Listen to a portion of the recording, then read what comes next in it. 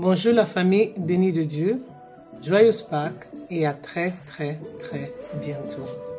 Bonjour à tous et à toutes, bonne fête de Pâques et soyez bénis au Jésus. Coucou tout le monde, des gros bisous, à très bientôt. Bonjour à tous, c'est la famille Amouzou, on pense à vous, soyez bénis, à très bientôt. Bye. Bonjour tout le monde, que le Seigneur vous bénisse, à bientôt. Bonjour à tous. Hâte de partager ensemble la Sainte Seine. Bonjour, on vous fait de gros bisous. Bénédiction. Coucou tout le monde. Coucou. God bless you. Portez-vous bien.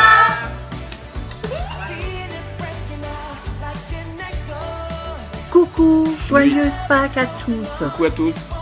Bonjour, c'est Pâques. Bonjour, il est ressuscité. Il est vraiment ressuscité.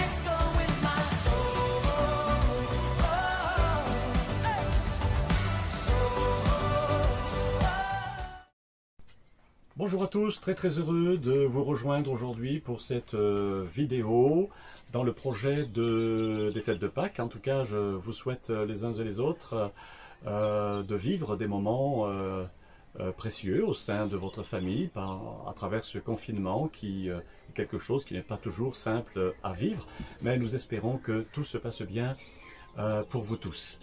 Je crois que nous avons de très belles choses à vivre et nous allons tout simplement les vivre ensemble. Nous avons encore tant de choses à réaliser au fond de nous-mêmes et au travers des autres. En effet, nous sommes sur cette période des fêtes de Pâques. La fête de Pâques est une fête extraordinaire dans la mesure où tout simplement le Christ qui a été crucifié, celui que l'on a tué en pensant qu'on avait réglé son compte à celui-là qui dérangeait tout le monde à cause de ses miracles qui étaient incompréhensibles pour tous. Et effectivement, Pâques, c'est cette fête du miracle, le miracle du Christ qui a été crucifié, qui a été enfermé dans la mort et qui à un moment donné va sortir de la mort et va apparaître à la lumière. Il apparaît, il se lève devant l'humanité tout entière pour dire ceci: effectivement, je suis vivant. Pour nous dire ceci: oui, vous aussi, vous êtes appelés à entrer dans cette dimension, dans cette régénération qu'est effectivement cette nouvelle naissance que nous avons vécue. La nouvelle naissance est une régénération et nous la vivons en tant que chrétiens. Je vous souhaite de vivre de bons moments, notamment bientôt vous allez faire ensemble, vous allez prendre ensemble la Sainte Seine dans les familles, dans les foyers. N'hésitez pas à diffuser de la musique chrétienne, de la louange. Réjouissez-vous, passez des bons moments. Nous sommes là pour ça et nous comptons sur vous pour que ce soit des moments de joie et de paix. Que Dieu vous bénisse.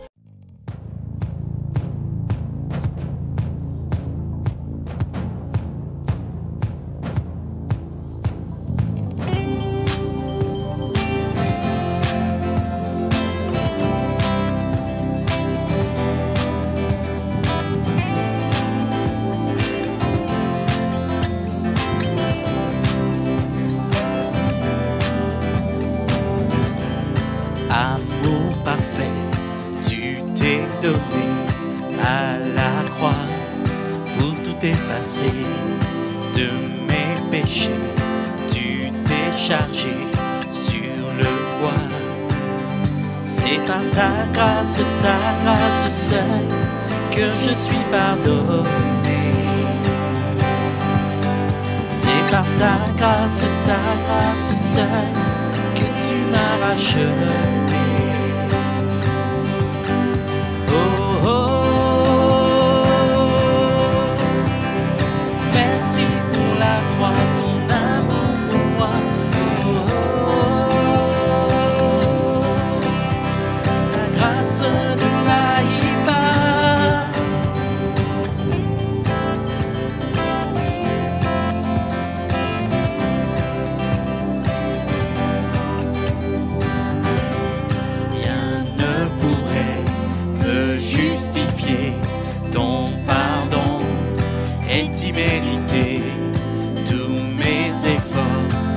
suffirait à me sauver. C'est par ta grâce seule, que je suis pardonné. C'est par ta grâce seule, que tu m'as racheté.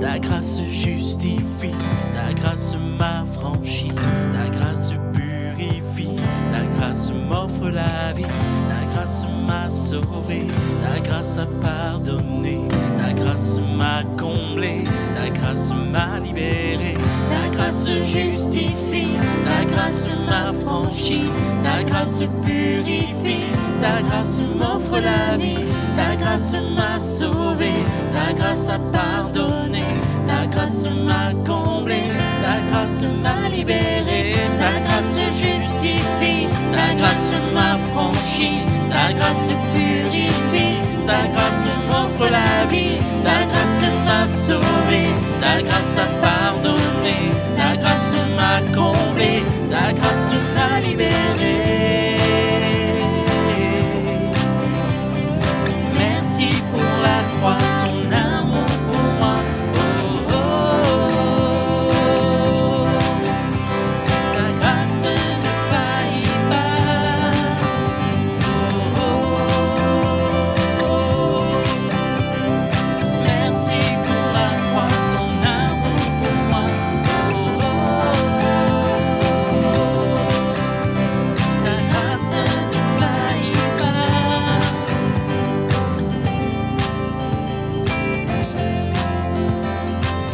Merci Seigneur pour ta grâce, ton amour est si merveilleux. Nous voulons nous approcher de toi, venir à tes pieds, au pied de la croix ce matin, et t'adorer au travers de ce chant. Amen.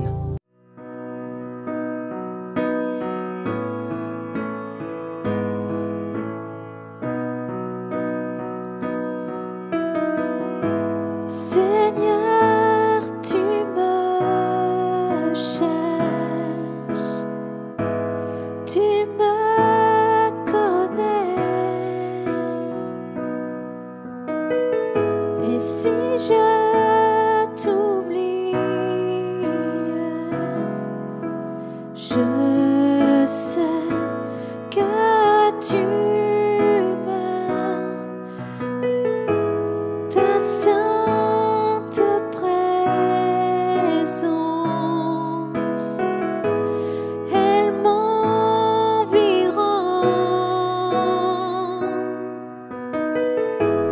À chaque moment,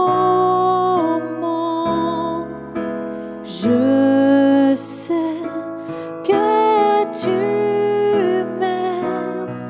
Oui, je sais que tu m'aimes.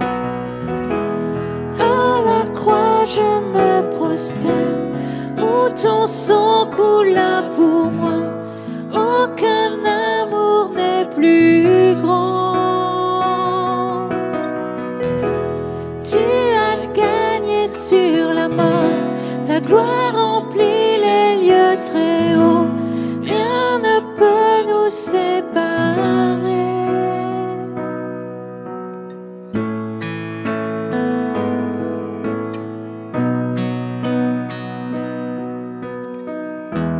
Tu marches devant moi, tu gardes mes pas, ta main me soutient. Je sais que tu m'aimes. Oui, je sais que tu m'aimes. À la croix je me prosterne, où ton sang coula pour moi.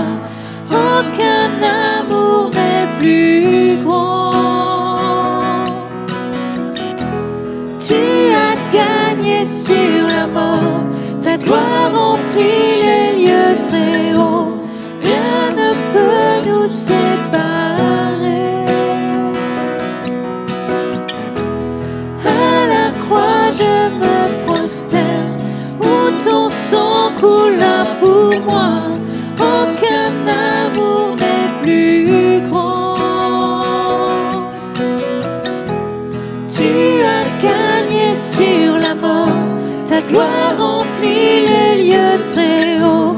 Rien ne peut nous séparer. Tu déchires le voile, tu traces un chemin, car tu as tout accompli. Tu déchires le voile, tu traces un chemin, car tu as tout accompli.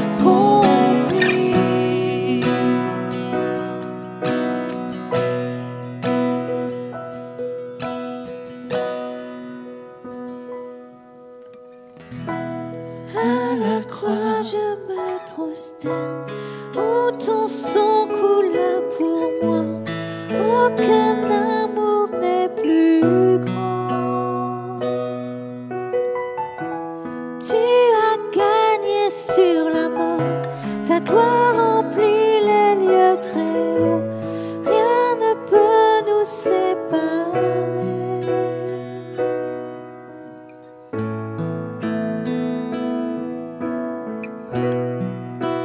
Merci pour la croix, Jésus. Nous t'adorons, Seigneur.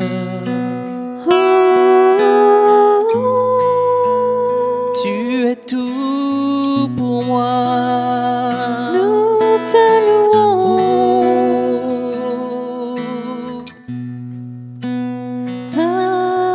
Alléluia. Alléluia. Alléluia. Nous élevons ton nom, nous chantons ton amour, Jésus. Merci pour la croix, Seigneur. En ce jour, nous venons à tes pieds, Seigneur, pour te dire combien nous t'aimons, Seigneur, parce que tu nous as aimés le premier. Oh, tu es merveilleux, Seigneur. Alléluia. Ton Église te loue, te célèbre, car tu en es digne. Toi seul es digne. Alléluia.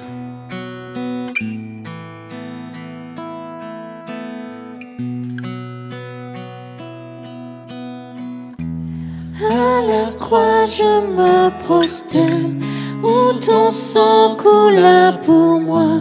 Aucun amour n'est plus grand. Tu as gagné sur la mort, ta gloire remplit les lieux très hauts. Rien ne peut nous séparer.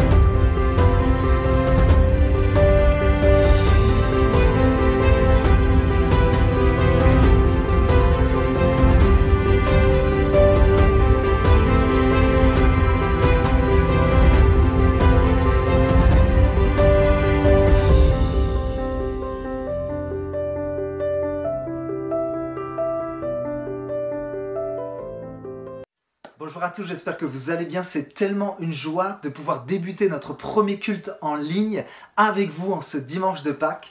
Alors c'est vrai que c'est une situation particulière due au confinement et probablement que la plupart d'entre vous, c'est peut-être la première fois que vous n'allez pas à l'église pendant un dimanche de Pâques. Mais on a décidé que si vous ne pouvez pas aller à l'église, alors c'est l'église qui va venir chez vous directement dans vos maisons. Et dans ces temps de confinement, je réalise finalement la beauté et la profondeur des relations au sein d'une église locale. Et je crois qu'une église locale qui n'a pas de relation, on pourrait la comparer un petit peu à une maison l'hiver qui n'a pas de chauffage. C'est froid.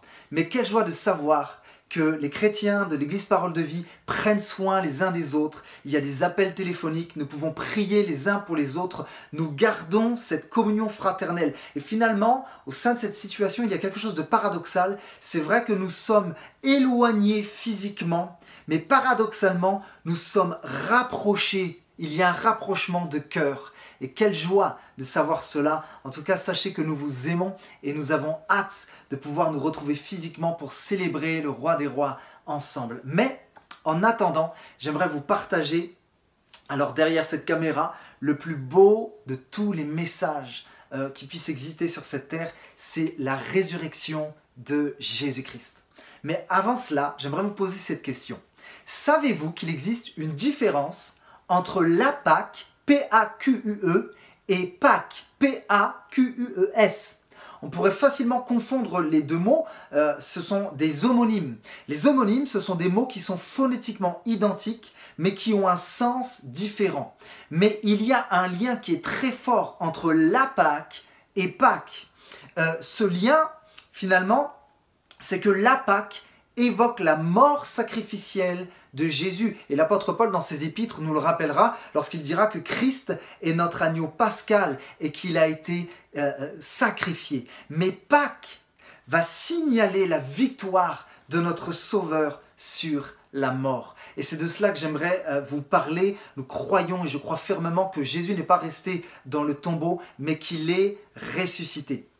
Alors j'aimerais vous parler de 3 bienfaits de la résurrection de Jésus dans la vie d'un enfant de Dieu. Vous êtes prêts? Alors c'est parti. Le premier bienfait est celui-ci. La résurrection de Jésus vient affermir ma foi. Vous savez, on vit dans une ère où chacun a ses propres croyances. On est à l'ère du relativisme. Chacun vit selon ses propres standards. Alors comment savoir si la résurrection de Jésus est vraiment crédible? Et j'aimerais vous encourager en vous disant ceci, que l'important n'est pas la grande solidité de votre foi, mais l'important c'est la solidité de ce sur quoi elle repose. La Bible, en fait, n'est pas un livre comme les autres livres. La Bible a été inspirée, insufflée par le Saint-Esprit. Et la Bible est un document qui est historiquement fiable. Pourquoi ? Premièrement, parce qu'il y a des témoins oculaires. Et ça, c'est très important. Ce n'est pas juste une invention humaine, mais il y avait des témoins. La définition de témoin oculaire, ça désigne une personne qui a vu une scène, un acte de ses propres yeux et qui peut en témoigner. Et d'ailleurs, l'apôtre Pierre dira ceci. Ce n'est pas en effet en suivant des fables habilement conçues que nous avons fait connaître la puissance et l'avènement de notre Seigneur Jésus-Christ, mais c'est comme ayant vu sa majesté de nos propres yeux. Et Luc, qui était également un compagnon de Paul, il était aussi médecin, a eu l'occasion de recueillir des témoignages directs sur la vie de Jésus. Et il dira d'ailleurs à son ami Théophile, lorsqu'il écrit dans l'évangile de Luc, chapitre 1, versets 1 à 4, « Il m'a aussi semblé bon, après avoir fait des recherches exactes sur toutes ces choses depuis l'origine, de les exposer par écrit d'une manière suivie.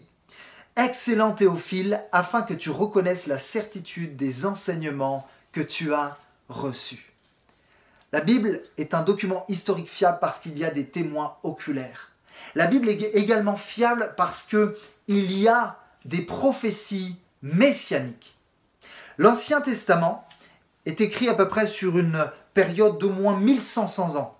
1100 ans, pardon, contient plusieurs centaines de références à un Messie qui doit venir. Juste une référence, il y en a tellement, le psaume 16, 10 qui dit « Tu ne m'abandonneras pas dans le séjour des morts, tu ne laisseras pas ton serviteur fidèle se décomposer dans la tombe. » Et voici son accomplissement en Jean 2, 22, où il est écrit plus tard, lorsque Jésus fut ressuscité, ses disciples se souvinrent qu'il avait dit cela, et ils crurent à l'écriture et à la parole que Jésus avait dite. Waouh! Il y a un texte merveilleux dans les évangiles qui parle de ce tombeau qui est vide. Et on le trouve dans l'évangile de Matthieu au chapitre 28. Et c'est extraordinaire, voici ce qu'il est dit.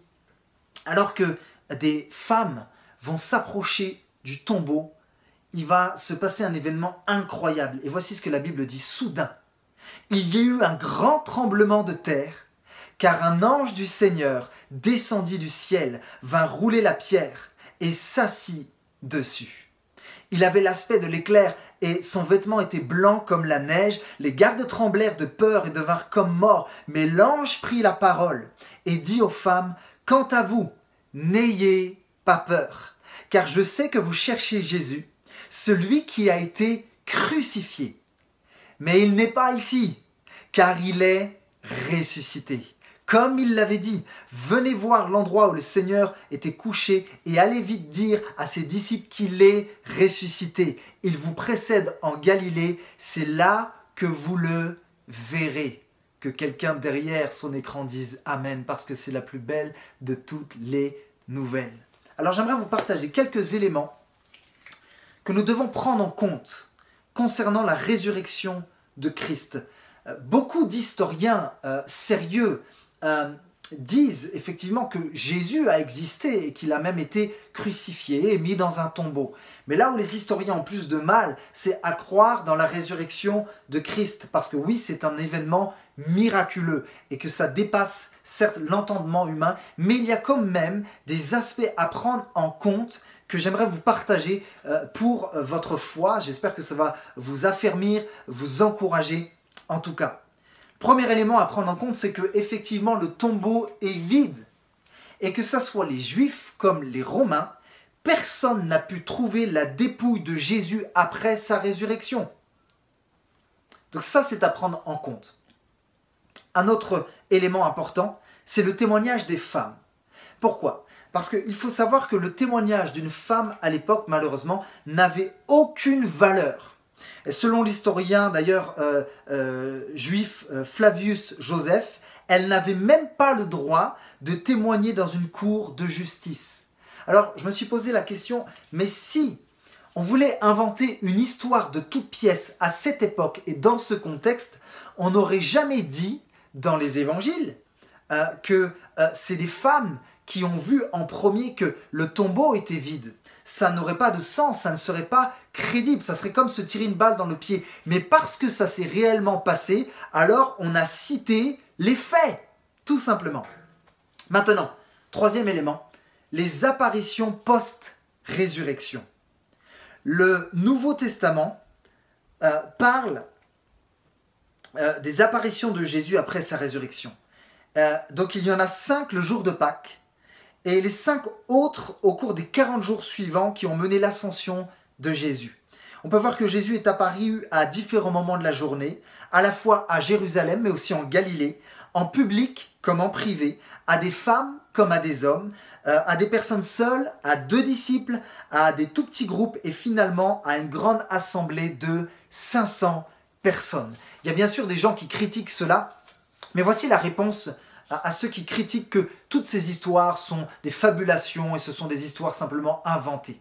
En fait, les récits du Nouveau Testament ont été écrits trop rapidement après les événements pour être à la fois fictifs et crédibles par ceux qui les lisaient. Un commentateur dira que la première épître aux Corinthiens a été écrite seulement 26 ans après les apparitions du Christ ressuscité. C'est très court, 26 ans. Et selon Paul, la plupart des témoins étaient encore en vie.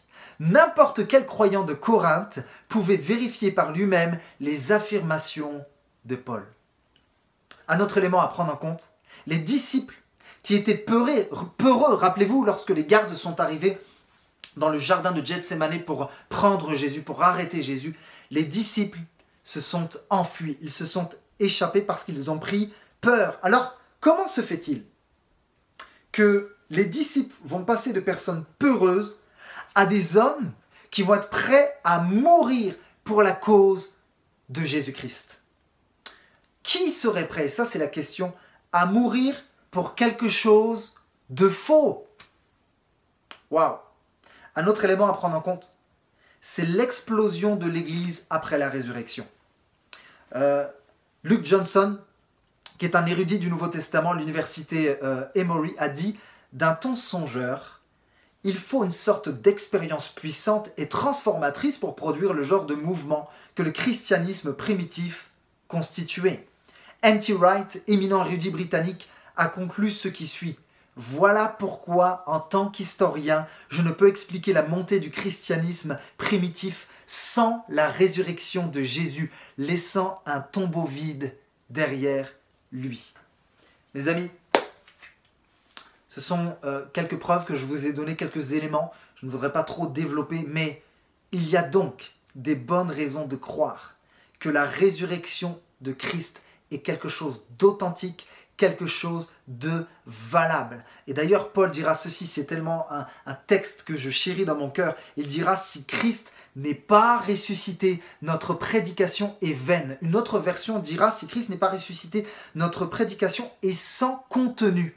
J'aimerais te dire, mon ami, la foi que tu places en Jésus-Christ, elle n'est pas vide de sens, elle ne repose pas sur quelque chose qui n'a aucun contenu, aucun fondement, mais au contraire, cette foi que tu mets en la personne de Christ, elle est solide, elle est inébranlable. Il y a du contenu parce que nous pouvons vérifier cela, historiquement parlant. Je crois de tout mon cœur, véritablement, que le tombeau, oui, est vide, parce que d'ailleurs, je l'ai vu de mes propres yeux en Israël, je vous en parlerai tout à l'heure, et je crois que Jésus-Christ est ressuscité d'entre les morts. Quelle joie de savoir qu'il est vivant. Amen.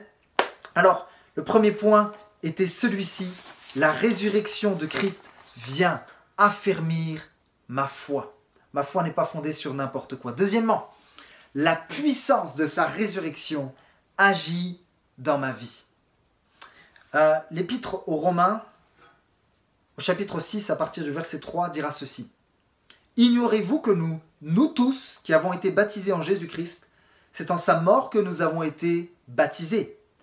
Nous avons donc été ensevelis avec lui par le baptême en relation avec sa mort, afin que comme le Christ a été ressuscité d'entre les morts par la puissance glorieuse du Père, nous aussi nous menions une vie nouvelle. Et le commentateur John MacArthur dira ceci lorsqu'il va commenter le verset 3. Paul ne parle pas du baptême d'eau. Le terme baptisé, lorsqu'il dit que nous avons été baptisés en Jésus-Christ, est utilisé dans le sens plutôt métaphorique. Comme lorsqu'on dit que quelqu'un est plongé dans son travail ou qu'il est passé par le baptême du feu en traversant des épreuves, des difficultés. Et il dira, tous ceux qui ont placé leur foi en Christ ont été spirituellement baptisés par immersion en sa personne, c'est-à-dire qu'ils ont été unis et identifiés à lui. Il commentera un peu plus loin le verset 4 en disant « Si nous sommes morts en Christ et avons été ensevelis avec lui, nous avons été aussi unis à lui dans sa résurrection et bénéficions d'une vie nouvelle. » Et on appelle ça finalement la régénération. Lorsque Christ vient faire sa demeure en toi, il vient te transformer. Et d'ailleurs, c'est la plus grande promesse de la parole de Dieu, c'est que Dieu viendrait changer nos cœurs de pierre et qu'il les rendrait semblables à des cœurs de chair. Et j'ai pensé à ceci. On parle de la puissance de la résurrection de Christ. Avez-vous déjà pensé à cela, que cette puissance de résurrection, c'est la même puissance qui agit en nous? Je le répète. Cette puissance qui agit en nous finalement, c'est la même puissance qui a ressuscité Jésus-Christ. Et voyez-vous, il y a tellement de personnes qui passent à côté de cette résurrection spirituelle. Il y a tellement de personnes, ça peut être des collègues de travail, des voisins, qui en apparence semblent aller bien, mais à l'intérieur, il y a comme une détresse, il y a un cri au secours, il y a un vide, il y a comme une mort spirituelle. Il y a quelque temps, je lisais un article qui a défrayé la chronique. C'est cette jeune fille, je crois en 2016, elle avait 19 ans et elle avait eu toutes sortes de difficultés dans sa vie. Elle avait subi malheureusement des déboires amoureux et aussi des viols. Et à un moment donné, elle était tellement désespérée qu'elle a pris son portable et elle s'est mise sur les réseaux sociaux. Et des centaines, voire des milliers de personnes ont pu assister à son suicide en direct. C'est quelque chose de tellement tragique. Et si j'étais à côté d'elle, j'aurais tellement voulu lui dire que cette puissance de résurrection pouvait l'amener à une vie spirituelle. Il y a tellement de personnes sur cette terre qui sont morts au-dedans d'eux, qui sont en détresse, que pour en finir avec ces difficultés, ils préfèrent se donner la mort physique. Mais Jésus veut vous donner cette vie spirituelle en abondance. Et il y a tellement de personnes qui sont liées par toutes sortes de liens, toutes sortes de choses. Ça peut être des addictions, ça peut être de la dépression, ça peut être de la dévalorisation. Et ces liens-là me font penser à une image dans le Nouveau Testament. Vous savez, quand Marie de Magdala est venue pour aller voir Jésus au tombeau et qu'elle a vu que la pierre était roulée, elle s'est aperçue que finalement son Seigneur n'était plus dans le tombeau. Elle s'est précipitée à aller voir les disciples. Elle est tombée sur Pierre et Jean. Et Pierre et Jean se sont précipités à leur tour pour aller au tombeau. Rappelez-vous, Jean, qui est plus jeune que Pierre, est arrivé avant Pierre. Et tous les deux ensuite sont rentrés dans le tombeau et ils ont vu que le corps de Jésus n'était plus là. Les linges, les bandelettes étaient là. D'ailleurs, les bandelettes avaient comme la forme du corps de Jésus, mais la chair et les os n'étaient plus là. Et qu'est-ce que je voudrais vous dire, vous partager par rapport à ça? Voici la réponse à cette énigme. C'est que finalement, Jésus est ressuscité et qu'il est passé au travers des linges. Jésus n'a pas déchiré les linges funéraires qu'il avait laissés finalement, mais il est passé à travers, comme pour laisser une preuve silencieuse que la mort ne pouvait pas le retenir, mais encore moins les morceaux de tissu. Jésus est passé à travers. Et j'aimerais vous poser cette question aujourd'hui. Quels sont les bouts de tissu qui vous retiennent aujourd'hui?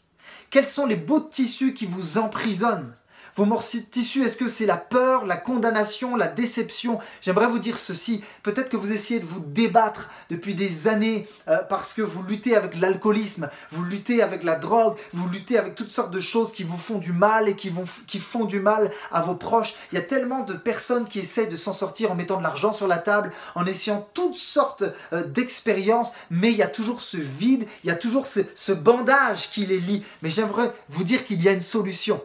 Et voici quelle est cette solution, c'est que pour recevoir la véritable liberté, il faut d'abord passer par la mort, une mort spirituelle, la mort à soi, et laisser la vie de Christ régner en vous.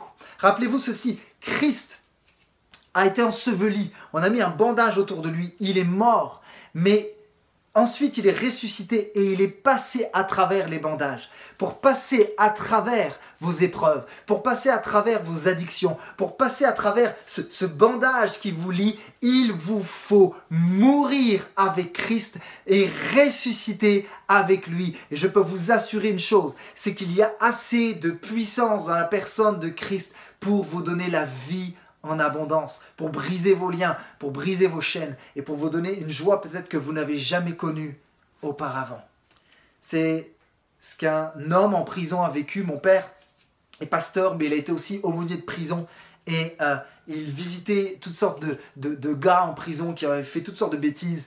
Et ce gars-là qu'il visitait était tellement violent à tel point que tous les autres prisonniers avaient peur de lui parce que à chaque regard, à chaque jour, son désir était de se battre et il faisait beaucoup de mal autour de lui. Mais il a entendu l'évangile. Et ce qui s'est passé, c'est qu'un jour, il s'est dit « Ok, je vais voir si Jésus est vraiment réel ». Et il s'est mis à crier à Jésus dans sa cellule. Il s'est mis sur ses genoux. Et au bout d'un moment, le Saint-Esprit est venu et il a commencé à parler des langues nouvelles. La présence de Dieu l'a environné. Et c'est comme s'il y avait une chape, un poids, comme des liens qui spirituellement sont tombés. Et lorsqu'il est sorti de sa cellule, il a été voir ses copains de cellule en disant « Les gars, mais est-ce que je suis devenu fou? Et ses copains lui ont dit « Non, on t'a jamais vu aussi rayonnant. » Et cette personne a été littéralement changée, transformée par la puissance de Jésus-Christ, de la puissance du Saint-Esprit dans sa vie. Et j'aimerais vous dire ceci, d'ailleurs, cet homme-là est sorti de prison et il s'est marié avec une des filles qui était dans notre assemblée. Ça, c'est ce que la puissance de résurrection est capable de faire dans une vie qui est délabrée, qui est complètement démolie. Et je crois que Jésus le fait encore pour nous et qu'il veut le faire pour toi. La puissance de sa résurrection veut encore agir dans ta vie. Il y a encore de l'espoir en Jésus. Je terminerai bientôt avec mon dernier point. C'est que sa résurrection m'assure la vie après la mort. Vous savez, dans ce contexte de coronavirus, on a probablement des proches qui ont été touchés, des amis qui ont été touchés. Peut-être que vous avez des gens que vous aimez qui sont partis, qui sont décédés. Et j'aimerais vous dire que nous sommes avec vous en prière. Nous voulons vraiment, du mieux que nous pouvons, prier pour vous et vous dire combien nous vous aimons et combien nous voulons vraiment vous soutenir. Et j'ai vu une vidéo qui était tellement poignante, peut-être que vous l'avez vue. C'est une vidéo d'un homme en Italie qui est resté confiné chez lui avec sa sœur. Et sa sœur était couchée, elle avait de la fièvre. Et il s'est aperçu que finalement sa sœur est décédée dans son lit. Et il était confiné, il ne pouvait pas sortir, il a appelé de l'aide, mais personne n'est venu à leur secours. Les pompiers, les urgences n'ont même pas pu venir les aider et prendre sa sœur, prendre la dépouille.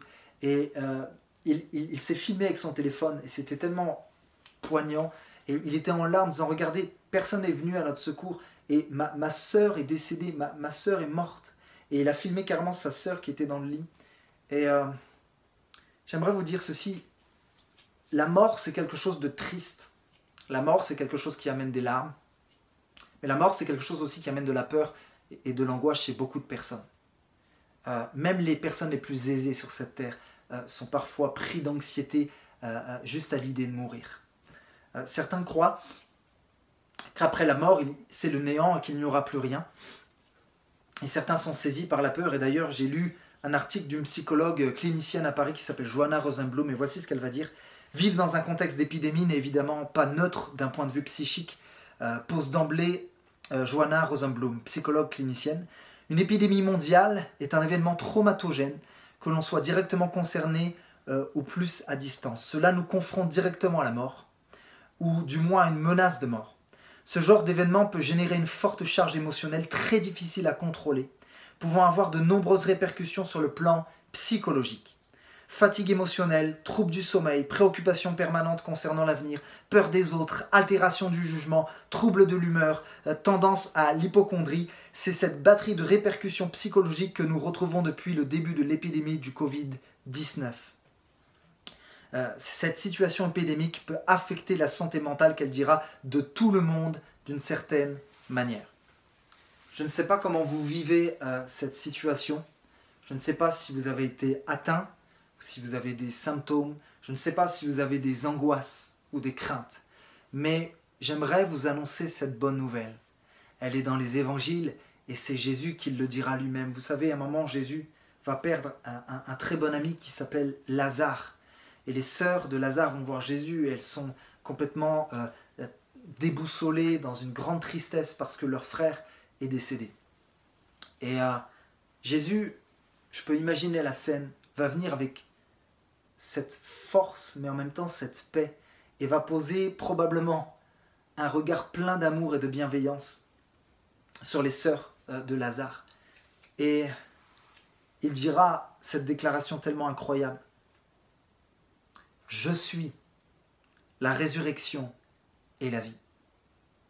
Celui qui place toute sa confiance en moi vivra, même si il meurt. Et tout homme qui vit et croit en moi ne mourra jamais. Crois-tu cela? J'aimerais vous dire, croyez-vous cela? Ma mère a connu un homme quand elle était toute petite qui est décédé. Et le pasteur vient à l'hôpital et il fait cette prière, Seigneur, j'ai déjà pas beaucoup de personnes dans mon église et tu m'en retires une, Seigneur, fais quelque chose. Et il prie dans son cœur. Et alors qu'il prie, littéralement, c'est une histoire vraie, alors qu'il prie, le mort se lève instantanément de son lit. Les infirmières commencent à crier et à partir dans tous les sens. C'est la folie. Et en fait, cet homme est littéralement ressuscité. Et il va expliquer ce qui s'est passé juste après son décès. Lorsqu'il est décédé, il s'est vu sortir de son corps. Il a vu la famille qui était autour de lui. Il a vu son corps et il s'est comme élevé au-dessus de l'hôpital et au-dessus de la ville où il habitait. Et alors qu'il s'élevait et qu'il était dans une paix incroyable qu'il n'avait jamais expérimentée auparavant, il a entendu la voix de son Père, la voix du Père Céleste, la voix de Dieu qui lui a dit littéralement « Mon fils, ce n'est pas encore le temps de rentrer à la maison, reviens à la vie. » Et cet homme est revenu à la vie. Et ma mère, qui était une toute petite fille à l'époque, dit avoir connu ce monsieur. Et elle m'a dit, Greg, je n'ai jamais vu quelqu'un d'aussi heureux. Lorsqu'il finissait ses phrases, il les finissait en riant. Et lorsqu'il marchait, c'est comme s'il il sautillait tellement il était heureux. Tu m'étonnes. Lorsque tu vis ça, tu ne peux que être heureux. Mais c'est quoi la conclusion de cette histoire? C'est que deux choses que j'ai à vous dire. N'attendons pas que quelqu'un autour de nous ressuscite. Parce que oui, effectivement, il y a peu de personnes qu'on verra sur cette terre ressusciter. Mais c'est pas ça le problème. Même si quelqu'un meurt et qu'il ne ressuscite pas, nous pouvons avoir foi qu'il se trouve dans la présence de Dieu. Et j'aime tellement ce texte de John Owen, pour ceux qui connaissent. Il va parler en fait de Jésus qui a vaincu la mort. Et il dira la mort de la mort dans la mort de Jésus-Christ. En d'autres mots, ce qu'il dira, c'est que Jésus, par sa mort, a vaincu la mort. Alors n'attendons pas toutes sortes de miracles autour de nous, même si je crois que Dieu est encore pour aujourd'hui le Dieu des miracles. Mais parfois, et bien souvent, il n'y aura pas de résurrection physique. On ne vivra pas ça à tous les jours en se levant de notre lit. Mais ce n'est pas pour autant qu'on ne devrait pas se réjouir. Je terminerai avec cette courte illustration. Lorsque j'étais en Israël, j'ai été dans le jardin de la tombe. Je suis rentré dans la tombe. Peut-être qu'il y a une photo qui va s'afficher là. Et j'ai bien vu que la tombe était vide, la pierre était roulée. Et je parlais avec un pasteur, et le pasteur me disait, Greg, est-ce que tu as déjà pensé à ça? Pourquoi Jésus a roulé la pierre? Parce que Jésus était en mesure de pouvoir passer à travers les murs. Et pourquoi il a roulé la pierre? Il n'avait pas besoin de rouler la pierre pour sortir. Et je dis, ouais, c'est vrai, j'avais jamais pensé à ça. Il m'a dit, tu sais, il y a une image à retenir là-dedans. C'est vrai que Jésus n'avait pas besoin, pour sortir du tombeau, de rouler la pierre. Mais c'est pas pour lui qu'il a roulé la pierre. C'est pour toi qu'il a roulé la pierre. C'est pour nous qu'il a roulé la pierre. Tu sais pourquoi? Parce qu'il voulait qu'à notre tour, nous puissions rentrer dans la puissance de sa résurrection. J'aimerais vous dire, Jésus a roulé la pierre. Il est ressuscité. Mais peut-être qu'il y a comme un vide à l'intérieur de vous. Quelque chose qui est sec, quelque chose qui est mort.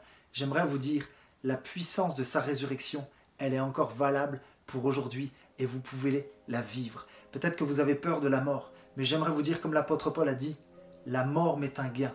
Parce que je sais une chose, c'est que lorsque je vais mourir, mon corps peut-être restera sur cette terre, mais mon âme ira vers le Dieu vivant et vrai. Et je sais que mes yeux le verront.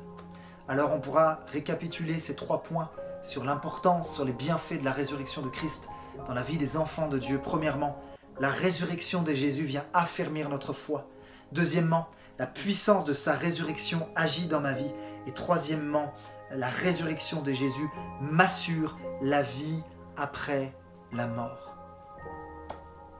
Alors sans plus tarder, j'aimerais prendre un temps avec vous où nous allons prendre la scène. Alors, vous avez prévenu, mais allez sans plus tarder chercher un bout de pain, du vin ou du jus de raisin, parce que j'aimerais qu'on puisse communier ensemble et nous rappeler de ce que Jésus a fait pour nous à la croix.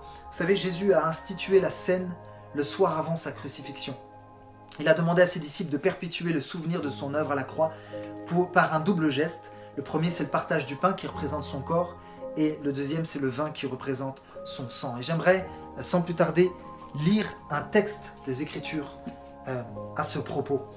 Dans Matthieu 26, à partir du verset 26, voici ce qu'il est dit. « Pendant qu'il mangeait, Jésus prit du pain, et après avoir rendu grâce, il le rompit, et le donna aux disciples en disant « Prenez, mangez, ceci est mon corps. » Il prit ensuite une coupe, et après avoir rendu grâce, il la leur donna en disant « Buvez-en tous, car ceci est mon sang, le sang de l'alliance qui est répandu pour beaucoup pour le pardon des péchés, je vous le dis.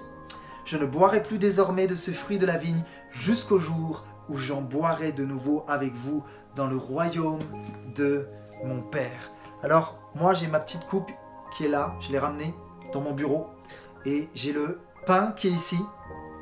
Je veux le prendre, mais avant cela, j'aimerais juste vous dire comment prendre la Sainte Seine, dans quel état d'esprit prendre la Sainte Seine. Premièrement, pour prendre la Sainte Seine, il est important d'être un disciple de Jésus-Christ, de lui avoir donné nos vies, de l'avoir accepté dans nos cœurs, et d'être pleinement dans sa volonté. Ça, c'est quelque chose qui est important, mais aussi, je crois qu'il est important, lorsque nous prenons le pain, lorsque nous prenons le vin, de faire monter notre reconnaissance à Jésus, de prendre cela avec reconnaissance. Pourquoi? Parce que son corps a été brisé pour toi et pour moi. Parce que nous sommes au bénéfice de sa mort. Par sa mort et sa résurrection, Jésus a acquis notre rédemption. Alors je veux prendre cette Sainte Seine vraiment avec un acte de reconnaissance. Deuxièmement, je veux prendre la Sainte Seine avec une pleine assurance. Une pleine assurance parce que ma vie est fondée sur la réalité de sa mort et de sa résurrection. J'ai l'assurance que mon Dieu est vivant. Je veux prendre la scène avec espérance. Pourquoi? Mon espérance, c'est qu'un jour mes yeux verront Jésus. Et dernièrement, je veux prendre la Sainte Seine avec joie. Pourquoi? Parce que je sais qu'en Christ, mes péchés sont pardonnés. Mon nom est inscrit dans le livre de vie. Je sais qu'en lui, j'ai la vie éternelle. Alors sans plus tarder, prenons ensemble le corps de Jésus, ce pain qui représente le corps de Jésus. Alors peut-être que dans votre salon là, vous pouvez prendre avec moi la scène et le prendre.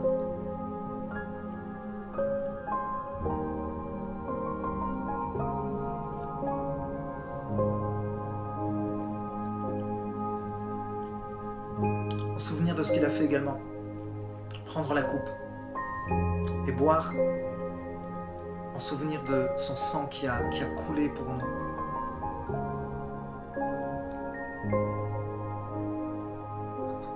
Et je vous invite sans plus tarder à prier avec moi. Jésus, merci pour ton corps qui a été brisé. Merci pour tes mains percées. Seigneur, on a mis une couronne d'épines sur ta tête.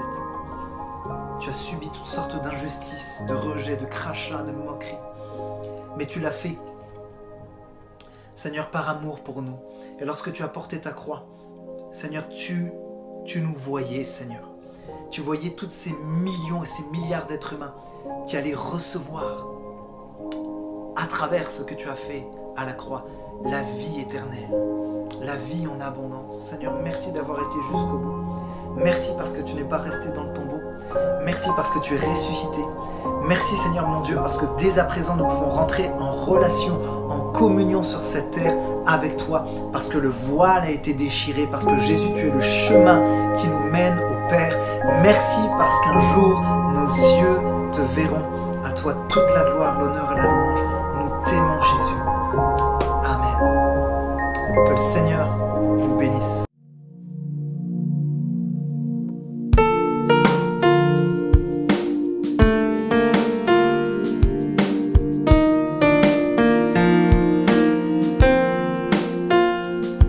Ton sang parle beaucoup mieux que tous les vains discours entendus sur la terre. Il parle pour ma défense, proclame la justice. Jésus, c'est ton sang. La croix, témoin de ta grâce, montre le cœur du Père et nous ouvre la voie. Confiants nous avançons, non par nos propres forces, mais seulement par ton sang. Comment être pardonné? Comment recevoir la vie? Seulement par le sang, seulement par le sang de Jésus.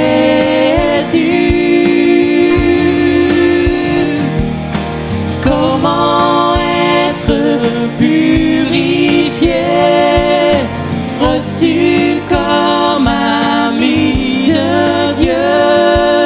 Seulement par le sang, seulement par le sang de Jésus. Ton sang parle beaucoup mieux que tous les vains discours entendus sur la terre. Il parle pour ma défense, proclame la justice. Jésus, c'est ton sang. La croix, témoin de ta grâce, montre le cœur du Père et nous ouvre la voie. Confiants nous avançons, non par nos propres forces, mais seulement par ton sang. Yeah.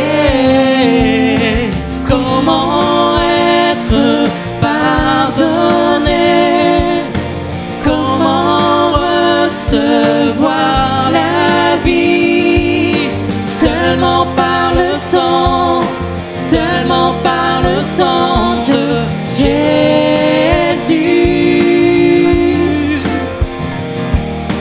Comment être purifié, reçu comme ami de Dieu? Seulement par le sang, seulement par le sang de Jésus. Merci pour la croix, merci pour la croix. Seulement par le sang, seulement par le sang de Jésus. Merci pour la croix, Jésus. Merci pour la croix. Seulement par le sang, seulement par le sang de Jésus.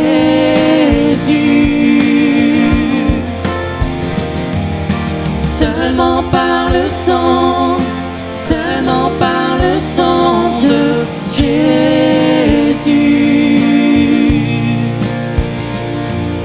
Seulement par le sang, seulement par le sang de Jésus.